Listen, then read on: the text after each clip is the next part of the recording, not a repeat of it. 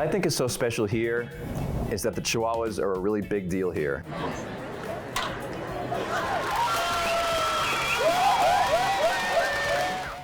I think the Borderland's an amazing mix of people, thoughts, ideas. This is one of the most unique areas, certainly in the United States, when you think about the commerce that can interact across the border, the things that we can share, culturally, food, drink, spirit, for sure. The first thing that comes to mind when you say baseball in the Borderland is the fans. That came up even before Southwest University Park. It's funny when you talk to former players who now come through El Paso as scouts who might have played in the Texas League in the 1980s, and they just smile thinking about Dudley Field, the noise, the enthusiasm.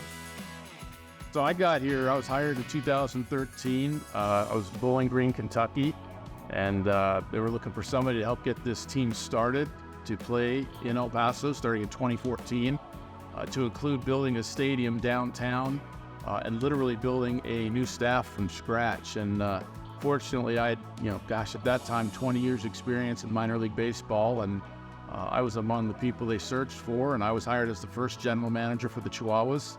After a couple of years as the general manager, I was promoted to vice president, and now in my role as senior vice president, I get to help oversee soccer business operations as well as all the things for the Chihuahuas and leg up events and other things that we do.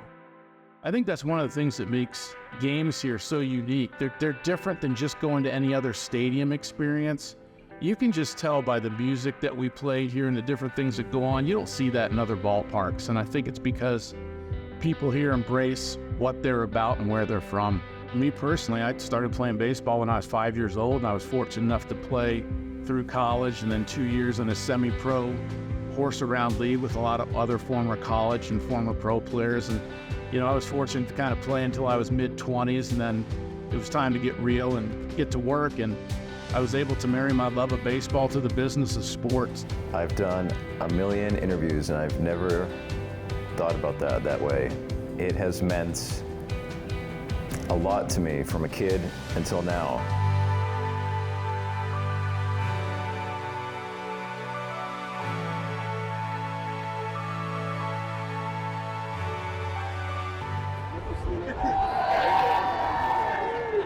Baseball here in the Borderland, people are knowledgeable. They know this game. There are points in a game where fans stand up and clap because they realize something has occurred on field where other fans generally just don't grab that.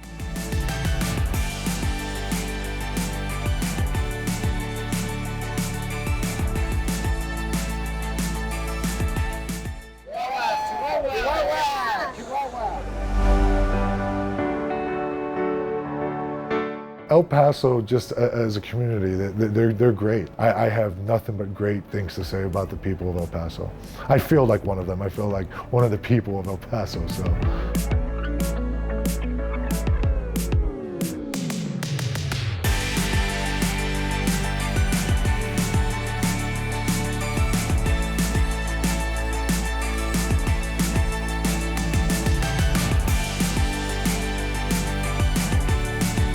Baseball is a game of up and downs, and we win a lot, we lose a lot, we win big, we lose big. So it's a roller coaster of emotions and mental battles that you go with yourself, and to know that you have a good group of clubhouse guys to be there, and a good community and fan base in the El Paso and El Chuco, as they say, right?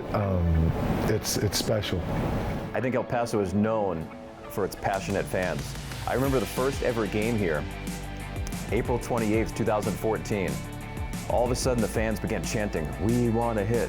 And I'm looking around and there's no video board that's cueing them to say this. They're not reacting to any kind of digital sign that's saying "we want a hit." They just did it. I think one thing we always try to be mindful of is whatever we did last year is not always going to be good for next year. What can we do continually in the off season to reinvent ourselves? We challenge ourselves to figure out what can we do to put our best foot forward next year, to make it more fun, to make it different, to embrace new things that may be going on. We're always up for the challenge of trying to create something new and to make sure that experience when you walk in on a game day is still as fresh and as fun as it was the first time you did it. I want to give thanks to the community. It's truly special to be able to come here and play here and to be at Chihuahua. For as long as I live, I will always hold this place, close to my heart, and I'm grateful beyond belief. I know those players are grateful beyond belief. I know I speak for all of us when we say we're truly grateful for this great city and how they show out in this park every single night. It's a blessing. This is my 29th year doing this, and I don't ever feel like I wake up and go, oh, I got to go to work today. I kind of wake up and go, man, I get to go to the ballpark today. And the business we create around the ballpark should be fun. If we're not having fun, how can we expect our guests to have fun? We have 75 home games. Our challenge is, how do we get better again tomorrow? How do we not put the same thing out tomorrow that we put out today? Part of embracing the Chihuahuas was really living this brand to the fullest extent. If we're going to be named after a little fun cartoon dog, we better do it all the way.